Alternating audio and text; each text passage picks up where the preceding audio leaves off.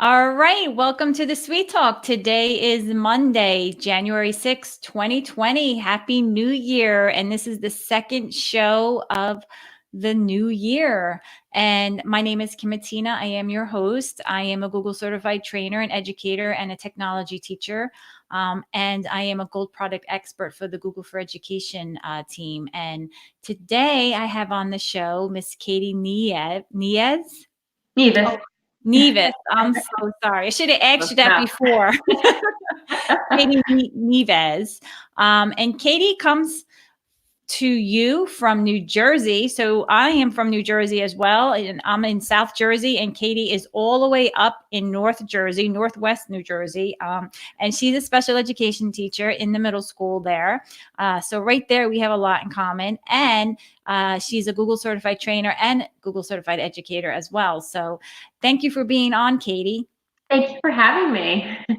So why don't you, tell us a little bit about yourself and your role in the middle school that you teach at? Okay. So I teach at Sparta Middle School, like you said, in Northwest New Jersey, just about as far north as you can go. Have taught 6th through 8th grade. This year I'm teaching 6th, 7th, and 8th grade, so all in 1 year. I mostly do a lot of language arts, resource room, and class support. I actually do reading intervention too, based in the Orton-Gillingham model. But I've done in-class support for other subjects. I just did physics and chemistry last year for in-class support, which was super fun to co-teach. And I've done history and, again, a lot of language arts. So I've kind of been all over the place in terms of special education in the middle school level. It's my favorite level, honestly. But I love all my 6th, 7th, and 8th graders. So it's been really nice. Yeah, the middle school levels are very interesting. I'm in middle school as well, and I do love it as well. But it could be challenging too. It's a tricky age, but it's all good. That's why we're there, to help these youngsters become young, mature adults. And it's nice to see that you were in class support for all different subject areas. So it's nice to see that you have a lot to offer as far as the content and what you use to align the tech with the content. So I'm really curious to hear what you did and what you're doing and what Chrome apps and extensions you are using to leverage the learning platform for some of the special education students. Yeah, that's been my favorite part of the in-class support process. I mean, especially considering, language arts is my specialty, but, having to make myself a role in the science and history classes where the content isn't my area of expertise, it's kind of defaulted to being almost like a tech support to give the students the accessibility tools and features that they need. So that's been a nice aspect from the in-class support setting. And that's kind of where I got started with the whole Chrome extensions issue. I found that when I first started, a lot of my middle schoolers were so reluctant to accept the modifications and accommodations that they got through their IEP. Middle school is so hard, so I think they were kind of afraid to use them for fear of standing out more than their classmates. So that's kind of how I got started in the Google for Education, area, you could say, because I was trying to find a way to get my kids the support they needed while still maintaining their privacy, helping them feel comfortable in the classroom, and allowing them to use those supports without feeling like they were kind of on display and everybody knew they were getting something a little different. That's kind of where I got it started off, actually. So what are some of the Chrome apps and extensions that you found that are helpful? Because it is such an important area to address, not only Chrome apps and extensions, but even Chromebook accessibility features.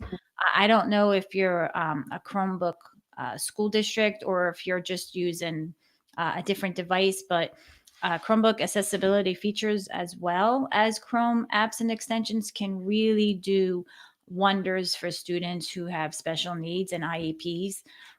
So yeah, I definitely want to hear what you have to say because I've I've been given PD on accessibility features on the Chromebook for people at my school district, and they are amazed with what's available just in there.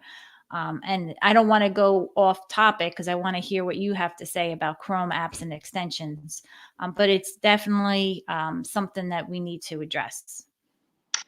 So we actually, when I started off, we weren't a Chromebook school yet. We just had kind of a sporadic number of laptops in the room. We did go one-to-one. I think this is our third year, so now all my students do have Chromebooks, which has made it a lot easier since they kind of have one place to go for all their extensions, and it goes with them to all their classes instead of having to, use a classroom laptop, which has been really nice and helpful. But I have a whole bunch, I guess you could say, of tools that I use. Obviously, I'm not going in and adding 35 extensions to all my students' computers. It's in the beginning, a lot of looking at the students, looking at the IEP, watching them in the classroom and really seeing what they need. It's a lot of one-on-one discussions too with the students. What would help you the most? What do you think will benefit you in this class? What are you struggling with? And kind of going from there. I started off with maybe like 2 or 3 that I knew offhand, and it really branched out from there based on what my students needed on an individual basis. To be honest, the first one that really started off was the need for reading text aloud. As like simple as that sounds, that was the biggest struggle right away, was the fact that they needed somebody to read things out loud to them. That was a support system in their IEP, but they didn't want to necessarily be pulled out of the classroom to have it read to them. And if the other teacher wasn't reading it out loud in an inclusion setting, they felt kind of uncomfortable. So that really kind of kicked off my interest in the Chrome extensions. We started off with, I think it was called Select to Speak, which actually is the name of the feature on the Chromebook now, to the accessibility feature, that they can just kind of click and listen to what's on their computer. I found that with text-to-speech, though, that's where my students tend to be the most picky, which understandably, they're listening to the voice. They want it to be just so. So that's kind of the area where I've built a whole bunch, besides the Select-to-Speak, of other text-to-speech extensions that they could add and kind of play around with. In the beginning of the year, it's really, for the students that need that, it's a lot of trial and error. Which platform do you like? What's easy for you to use? A lot of my students lean toward Read Aloud, which is an extension that gives a little bit more customization because they can change the pitch, which I didn't really think too much about. I was like, okay, well, the voice might bother them. Maybe they'll switch the voice. They can switch the speed, slow or fast, depending on what they need. But the pitch was interesting. So they really kind of gravitated toward Read Aloud because they could change the pitch in addition to the speed and the voice. But that was kind of where we really started off, because that was the first need that I found for my students. So there was a lot of playing around with the text-to-speech features, and a lot of have popped up in the last couple of years as well. But that kind of tends to be the most popular one, other than the accessibility one built in the Chromebook now, is the Read Aloud. The other one that I really love and my students really take advantage of is they're so into speech to text too, the ability to use their voice to type. If you've ever sat in or listened to one of my classes, I'll say something and then like 12 other voices will pop up and they'll all be talking into their Chromebooks at the same time, because that's just how they operate. It's easier for them than typing it sometimes. But Google Docs had voice typing built in, which was beautiful for typing essays and open-ended, and that was great. But then in other places on the computer, there really wasn't that opportunity. And I was really trying to find an extension that would allow my students to just kind of click, use their voice to type, and it would input it automatically. So my students tend to like voice typing for responding on Google Forms or Google Classroom, like if you have a question forum going on, or really anywhere else outside of Google Docs or even the speaker notes in Google Slides where it's already built in. It kind of gives them the option on their Chrome browser to type wherever they want. So they've kind of gravitated toward that one as well. And you said that's called voice in? Voice in, voice typing. Voice in, voice typing. Okay. Yeah. It's an interesting one. They really like that one because they feel like they can use their voice to type anywhere and they're not limited to just that one kind of specific space. Like voice typing in Docs, though, you have to still, tell them to use punctuation and things like that because it doesn't automatically do it, but it's still a pretty good one for them. And the nice part about starting to use these was I was trying to find free ones first, because I really wanted to see if this is something the student really needs. If they needed a more significant version, then I could justify, going into an IEP meeting and saying, maybe we should add this into the IEP and get like a paid version. But it was nice to kind of have that free version for all of these tools to kind of try out first. and the student can use it and see whether or not they like it, and maybe the free version was sufficient. But it's nice to know that that support system is working. So aside from speech to text and text to speech, which tends to be the biggest two, I have a lot of students who need frequent breaks, but try to manage that in in-class support setting, where maybe a student doesn't feel like raising their hand to tell you they need a break, or you going over them to tell them to take a break if they're a little overwhelmed with the amount of work or writing or reading. We actually use the extension called Take a Break.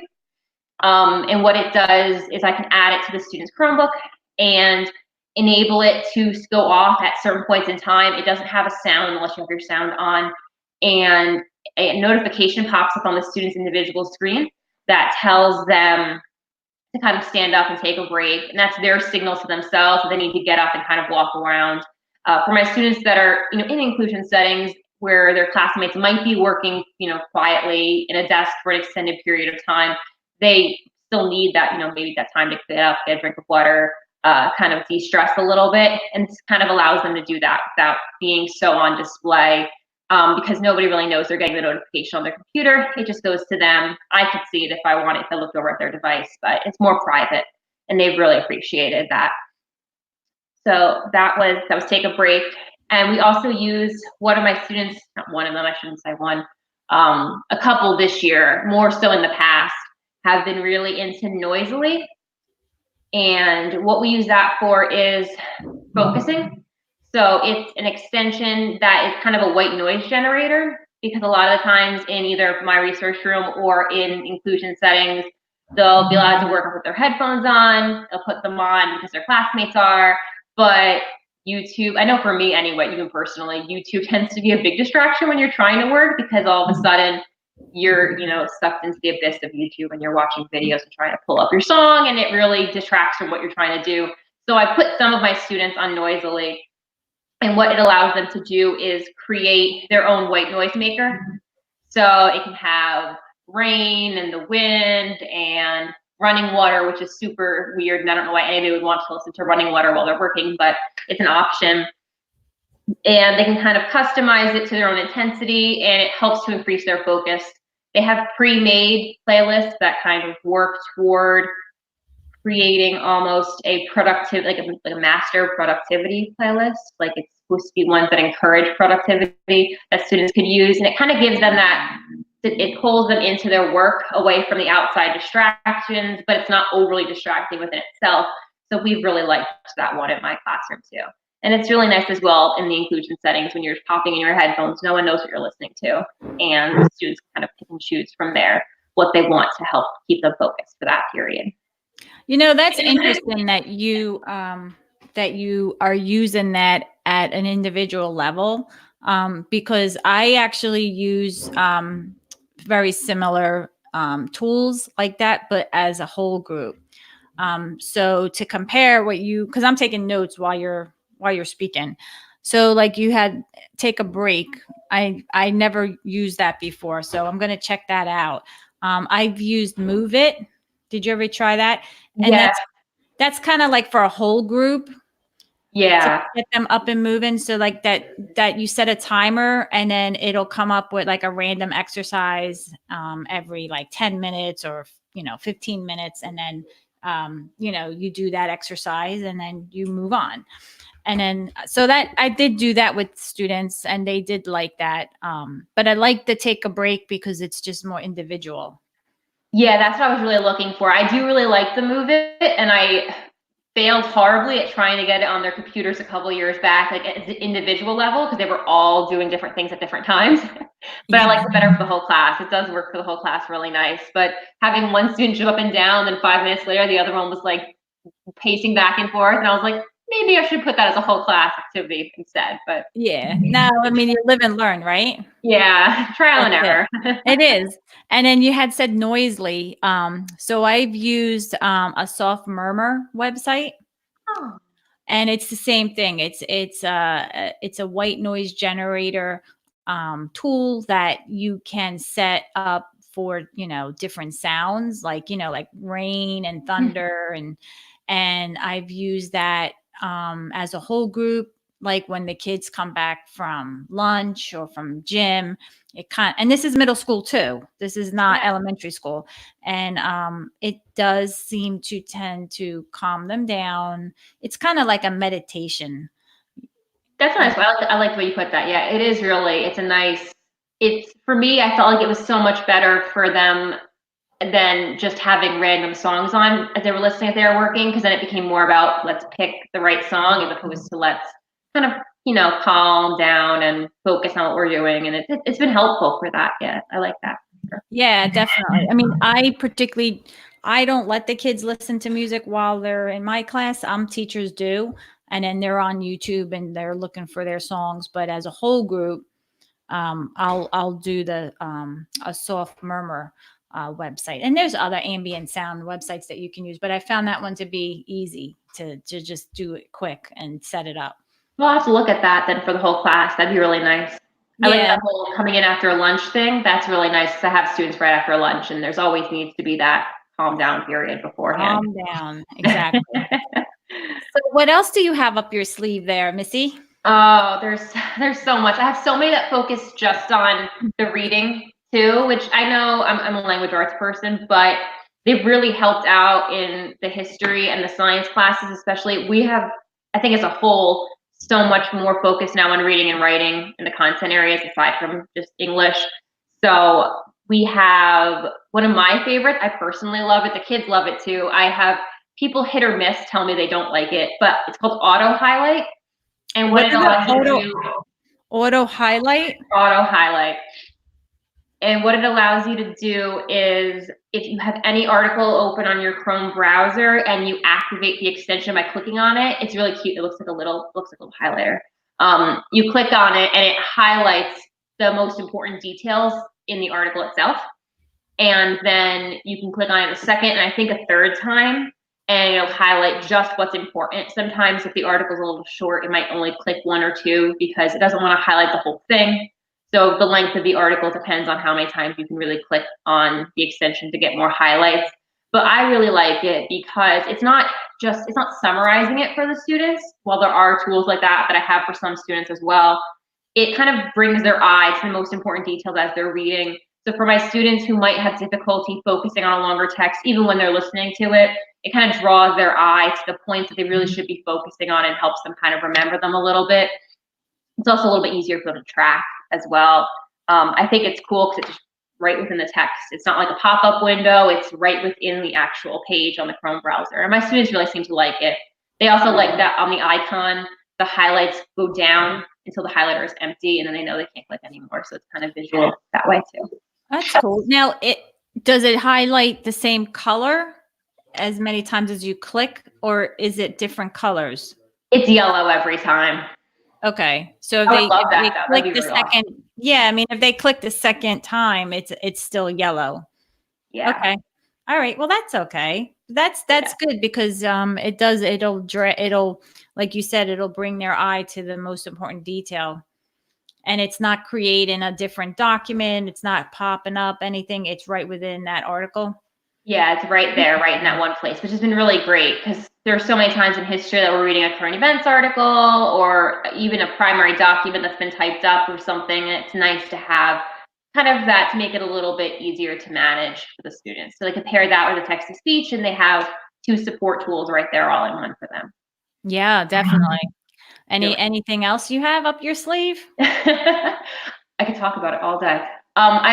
We really like, probably the next one would be, it's actually made by Google. Most of these aren't Google made, but I'm always on the hunt for just trying out things that would work for my students. And, I see if it works and then I add it to their computer. But this one is from Google itself. It's Google Dictionary.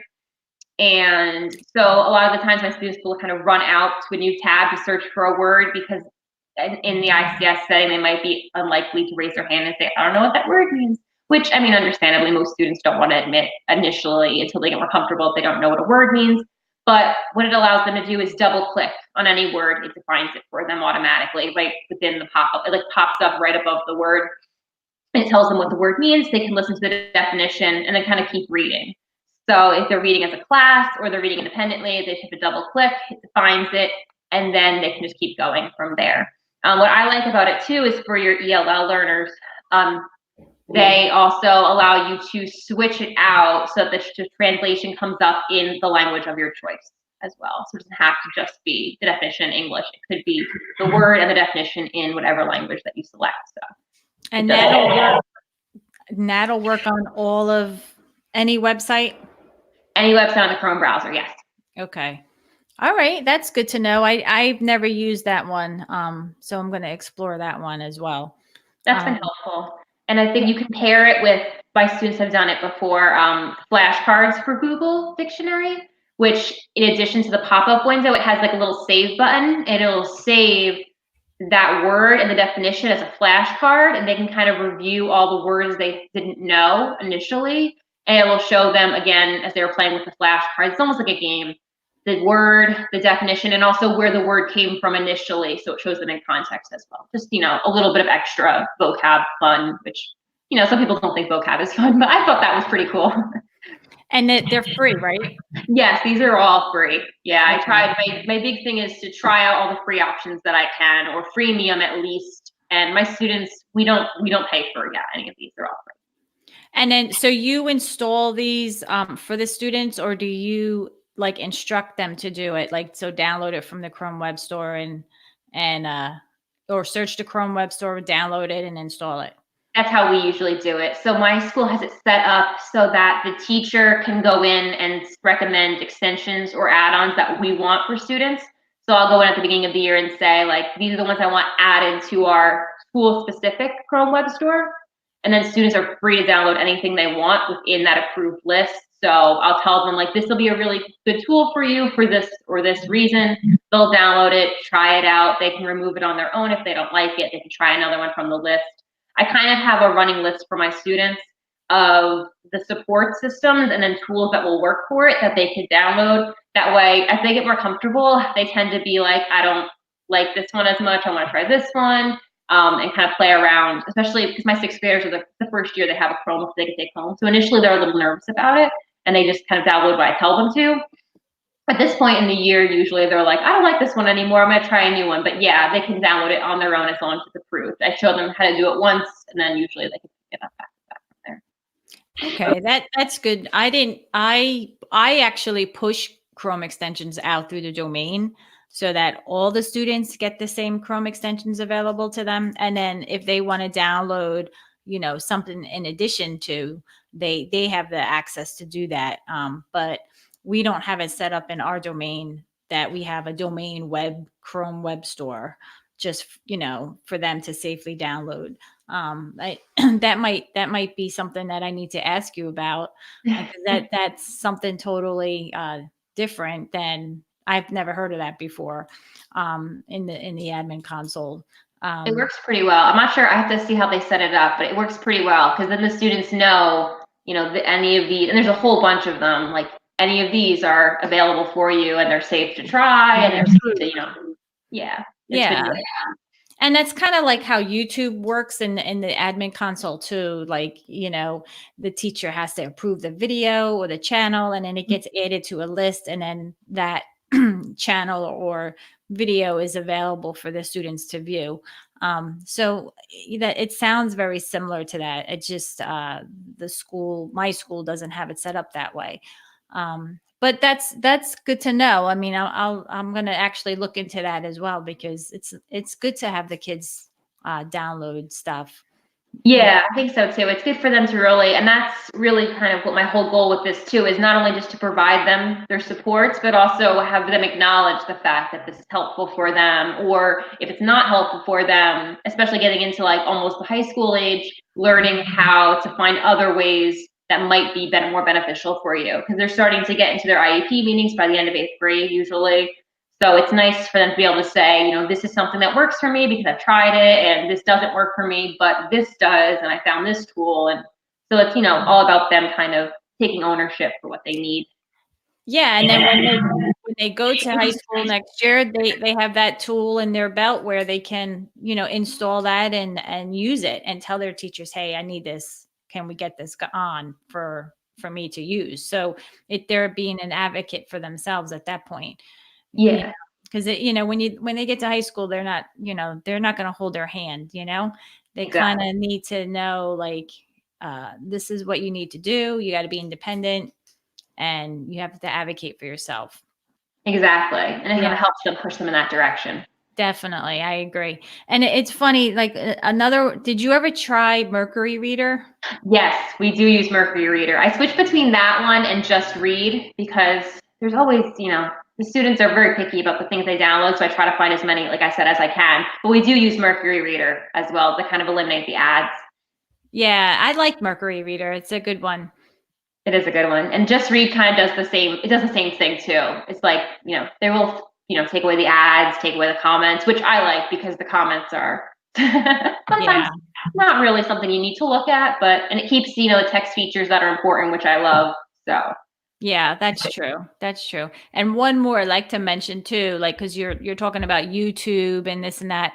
I use DF YouTube, so distraction free YouTube. So it takes away all of the ads and the comments, and it just displays the YouTube video on the screen. So that could be used for special education students and even any all students, because all of those things around the video is distracting. oh So yeah. Oh, that's definitely. that's a good one to try out too. I'll have to try that for sure. I do like that. I love YouTube has so many accessibility tools even built in that make it such a great tool for students to use. I just found the other day obviously they have the closed captioning, but they have every video has a transcript too of all the closed captioning, the open transcript, and the students can kind of click on the words and go to that point in the video. And I'm like, I love that that's just built in for them, especially if they're watching a longer video. It's so nice to have that support system with them too. Yeah, definitely. I agree. They've come a long way with it, and they're still evolving, but so far they've come a long way. And it's a shame that some schools do block YouTube. I Yeah. understand, the reasons why, but and again, these kids and this generation, they're on YouTube more often than not. And, we have to use it as a learning platform. So, we have to evolve with it as well. Oh, definitely. I mean, it's so easy for them to hop on. I mean, even we're reading texts and talking about topics, and they're like, I don't know what that is. And they'll just pull it up on YouTube and watch a quick 30-second video about what we're learning about. And that's great. It's building their background knowledge, and they have such easy access to it. Yeah, I agree.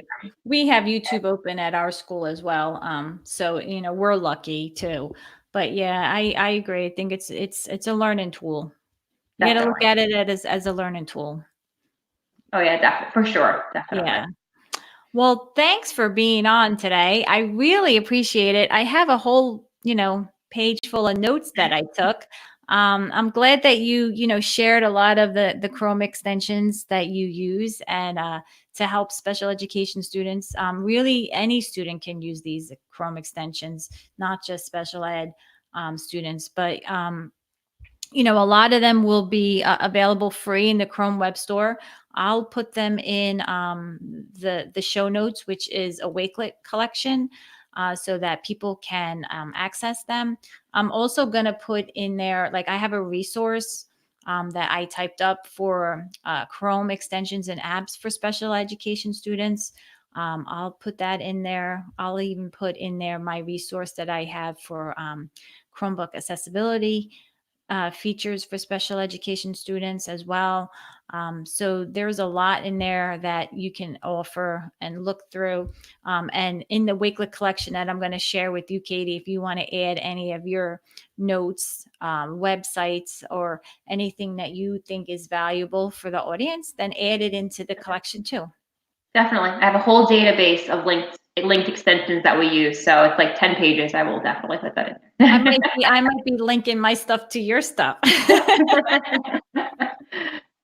It's all good, right? It works. It works. So that concludes my show for today. What I'm going to do is share my screen real quick. Let's just make sure you can see my screen. Can you see my screen? Mm-hmm. Okay. Yep. There. So you can visit the sweettalk.com. That's the SUITE talk.com. And the homepage will list an area where you can subscribe to my YouTube channel. You can actually join the Facebook group that I have for the Sweet Talk.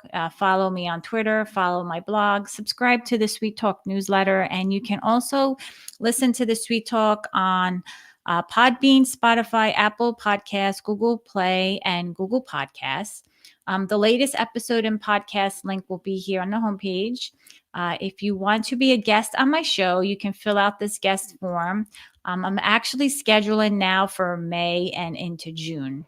I can't believe how many people want to be on my show and share their expertise with everyone. So let's pay it forward and fill out the guest form so we can help everybody all around the world. And if you want to look at episodes that I've done in the past, go on to the episode list page and you'll see here there's a link to the YouTube video and the show notes, which is a Wakelet collection. I am also updating my Jamboard resources right now. So if you click on the Jamboard ideas page and check out my idea board for Jamboard, you'll see that I've been updating my resources here. You can check that out as well. But that's basically it. That concludes my show. Let me go back to Katie. So there we go.